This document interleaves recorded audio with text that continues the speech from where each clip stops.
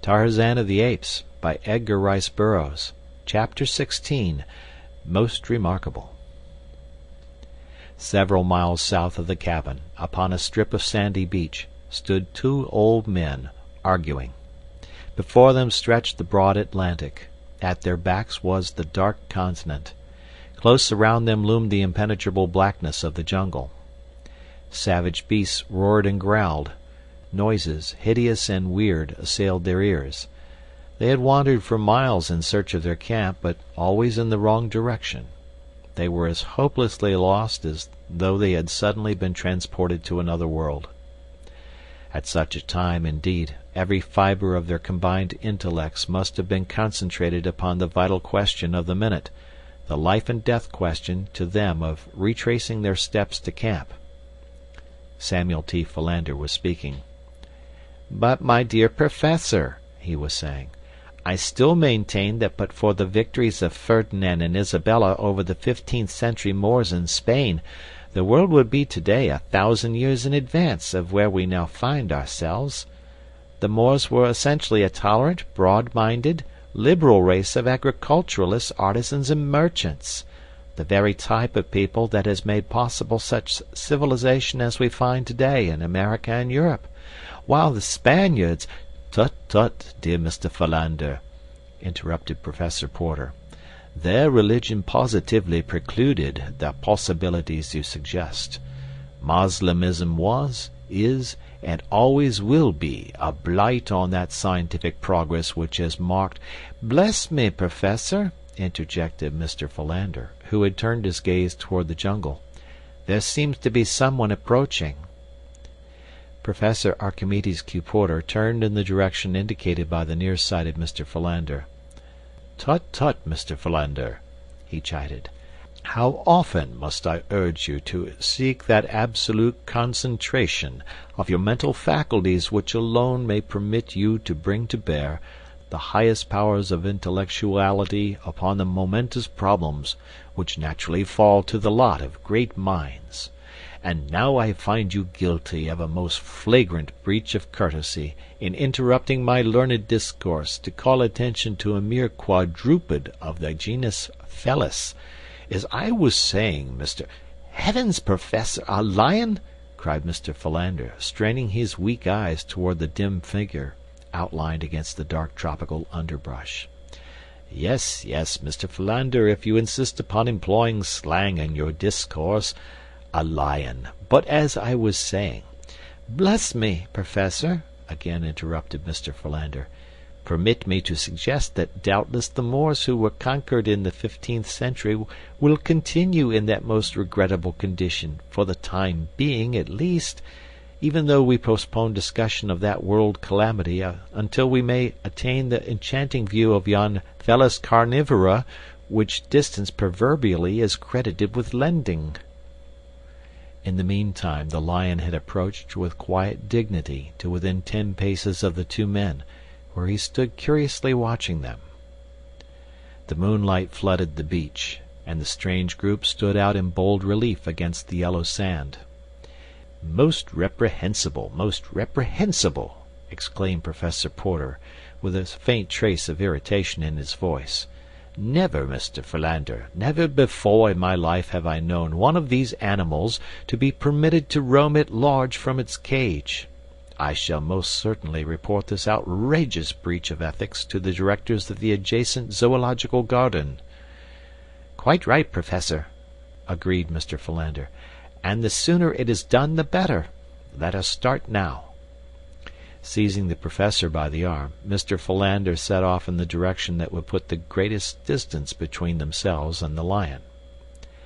They had proceeded but a short distance when a backward glance revealed to the horrified gaze of Mr. Philander that the lion was following them. He tightened his grip upon the protesting Professor and increased his speed. "As I was saying, Mr. Philander," repeated Professor Porter. Mr. Philander took another hasty glance rearward. The lion also had quickened his gait and was doggedly maintaining an unvarying distance behind them. "He is following us!" gasped Mr. Philander, breaking into a run. "Tut, tut, Mr. Philander!" remonstrated the Professor. "This unseemly haste is most unbecoming to men of letters. What will our friends think of us, who may chance to be upon the street and witness our frivolous antics? Pray let us proceed with more decorum." Mr. Philander stole another observation astern. The lion was bounding along in easy leaps, scarce 5 paces behind. Mr. Philander dropped the Professor's arm and broke into a mad orgy of speed that would have done credit to any varsity track team.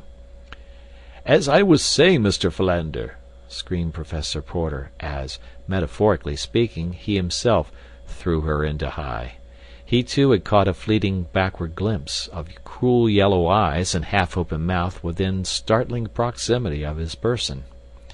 With streaming coat-tails and shiny silk hat, Professor Archimedes Q. Porter fled through the moonlight close upon the heels of Mr. Samuel T. Philander. Before them a point of the jungle ran out toward a narrow promontory, and it was for the haven of the trees he saw there that Mr. Samuel T. Philander directed his prodigious leaps and bounds, while from the shadows of this same spot peered 2 keen eyes in interested appreciation of the race. It was Tarzan of the Apes who watched, with face agrin, this odd game of follow the leader. He knew the 2 men were safe enough from attack in so far as the lion was concerned.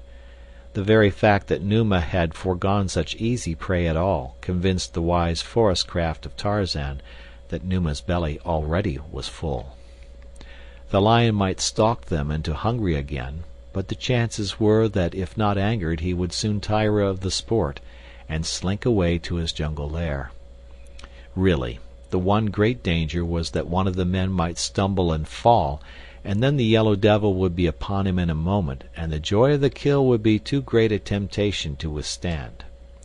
So Tarzan swung quickly to a lower limb in line with the approaching fugitives, and as Mr. Samuel T. Philander came panting and blowing beneath him, already too spent to struggle up to the safety of the limb, Tarzan reached down and, grasping him by the collar of his coat, yanked him to the limb by his side.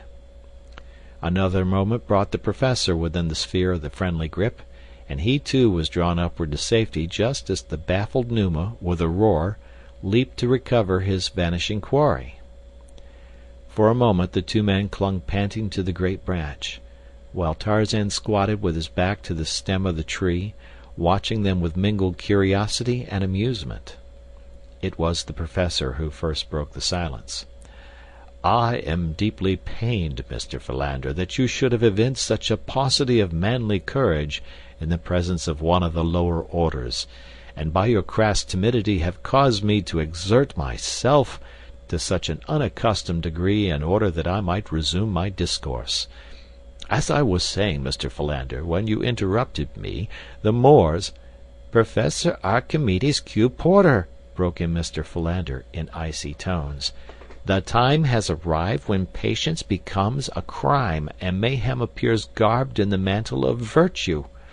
You have accused me of cowardice. You have insinuated that you ran only to overtake me, not to escape the clutches of the lion. Have a care, Professor Archimedes Q. Porter. I am a desperate man. Goaded by long-suffering patience, the worm will turn." "Tut, tut, Mr. Philander, tut, tut," cautioned Professor Porter. "You forget yourself." "I forget nothing as yet, Professor Archimedes Q. Porter, but believe me, sir, I am tottering on the verge of forgetfulness as to your exalted position in the world of science, and your gray hairs." The Professor sat in silence for a few minutes, and the darkness hid the grim smile that wreathed his wrinkled countenance. Presently he spoke. "Look here, Skinny Philander," he said in belligerent tones. "If you are looking for a scrap, peel off your coat and come on down on the ground, and I'll punch your head just as I did 60 years ago in the alley back of Porky Evans' barn." "Ark!" gasped the astonished Mr. Philander. "Lordy, how good that sounds! When you're human, Ark, I love you. But somehow it seems as though you had forgotten how to be human for the last 20 years. The Professor reached out a thin, trembling old hand through the darkness until it found his old friend's shoulder. "Forgive me, Skinny," he said softly. It hasn't been quite 20 years, and God alone knows how hard I have tried to be human for Jane's sake, and yours too, since he took my other Jane away." Another old hand stole up from Mr. Philander's side to clasp the one that lay upon his shoulder, and no other message could better have translated the one heart to the other. They did not speak for some minutes. The lion below them paced nervously back and forth. The third figure in the tree was hidden by the dense shadows near the stem. He too was silent, motionless as a graven image. "You certainly pulled me up into this tree just in time," said the professor at last. "I want to thank you. You saved my life." "But I didn't pull you up here, Professor," said Mr. Philander. "Bless me, the excitement of the moment quite caused me to forget that I myself was drawn up here by some outside agency. There must be someone or something in this tree with us." "Eh?" ejaculated Professor Porter. "Are you quite positive, Mr. Philander?" "Most positive, Professor," replied Mr. Philander. "And," he added, "I think we should thank the party. He may be sitting right next to you now, Professor." "Eh? What's that?" "Tut, tut, Mr. Philander, tut, tut," said Professor Porter, edging cautiously nearer to Mr. Philander. Just then it occurred to Tarzan of the Apes that Numa had loitered beneath the tree for a sufficient length of time, so he raised his young head toward the heavens, and there rang out upon the terrified ears of the two old men the awful warning challenge of the anthropoid. The two friends, huddling trembling in their precarious position on the limb, saw the great lion halt in his restless pacing as the blood-curdling cry smote his ears, and then slink quickly into the jungle, to be instantly lost to view. "Even the lion trembles in fear," whispered Mr. Philander. "Most remarkable, murmured Professor Porter, clutching frantically at Mr. Philander to regain the balance which the sudden fright had so perilously endangered. Unfortunately for them both, Mr. Philander's center of equilibrium was at that very moment hanging upon the ragged edge of nothing, so that it needed but the gentle impetus supplied by the additional weight of Professor Porter's body to topple the devoted secretary from the limb. For a moment they swayed uncertainly, and then, with mingled and most unscholarly shrieks, they pitched headlong from the tree, locked in frenzied embrace. It was quite some moments ere either moved, for both were positive that any such attempt would reveal so many breaks and fractures as to make further progress impossible. At length Professor Porter made an attempt to move one leg. To his surprise, it responded to his will as in days gone by. He now drew up its mate and stretched it forth again. Most remarkable," he murmured. "Thank God, Professor," whispered Mr. Philander fervently. "You are not dead, then?" "Tut, tut, Mr. Philander, tut, tut," cautioned Professor Porter. "I do not know with accuracy as yet." With infinite solicitude, Professor Porter wiggled his right arm. Joy! It was intact. Breathlessly he waved his left arm above his prostrate body. It waved. Most remarkable," he said. "To whom are you signaling, Professor?" asked Mr. Philander, in an excited tone. Professor Porter deigned to make no response to this puerile inquiry. Instead, he raised his head gently from the ground, nodding it back and forth a half-dozen times. "Most remarkable," he breathed. "It remains intact." Mr. Philander had not moved from where he had fallen. He had not dared the attempt. How indeed could one move when one's arms and legs and back were broken? One eye was buried in the soft loam, the other, rolling sidewise, was fixed in awe upon the strange gyrations of Professor Porter. "How sad!" exclaimed Mr. Philander, half aloud. "Concussion of the brain superinducing total mental aberration. How very sad indeed, and for one still so young." Professor Porter rolled over upon his stomach. Gingerly he bowed his back until he resembled a huge tomcat in proximity to a yelping dog. Then he sat up and felt of various portions of his anatomy. "They are all here," he exclaimed. "Most remarkable." Whereupon he arose, and bending a scathing glance upon the still prostrate form of Mr. Samuel T. Philander, he said, "Tut, tut, Mr. Philander, this is no time to indulge in slothful ease. We must be up and doing." Mr. Philander lifted his other eye out of the mud and gazed in speechless rage at Professor Porter. Then he attempted to rise, nor could there have been any more surprised than he when his efforts were immediately crowned with marked success. He was still bursting with rage, however, at the cruel injustice of Professor Porter's insinuation, and was on the point of rendering a tart rejoinder when his eyes fell upon a strange figure standing a few paces away, scrutinizing them intently. Professor Porter had recovered his shiny silk hat, which he had brushed carefully upon the sleeve of his coat and replaced upon his head. When he saw Mr. Philander pointing to something behind him, he turned to behold a giant, naked but for a loin-cloth and a few metal ornaments, standing motionless before him. "Good evening, sir," said the professor, lifting his hat. For reply the giant motioned them to follow him, and set off up the beach in the direction from which they had recently come. "I think it is the better part of discretion to follow him," said Mr. Philander. "Tut, tut, Mr. Philander," returned the professor. "A short time since you were advancing a most logical argument in substantiation of your theory that camp lay directly south of us. I was skeptical, but you finally convinced me. So now I am positive that toward the south we must travel to reach our friends. Therefore I shall continue south." "But, Professor Porter, this man may know better than either of us. He seems to be indigenous to this part of the world. Let us at least follow him for a short distance." "Tut, tut, Mr. Philander," repeated the professor. "I am a difficult man to convince, but when once convinced my decision is unalterable. I shall continue in the proper direction if I have to circumambulate the continent of Africa to reach my destination." Further argument was interrupted by Tarzan, who, seeing that these strange men were not following him, had returned to their side. Again he beckoned to them, but still they stood in argument. Presently the ape-man lost patience with their stupid ignorance. He grasped the frightened Mr. Philander by the shoulder, and before that worthy gentleman knew whether he was being killed or merely maimed for life, Tarzan had tied one end of his rope securely about Mr. Philander's neck.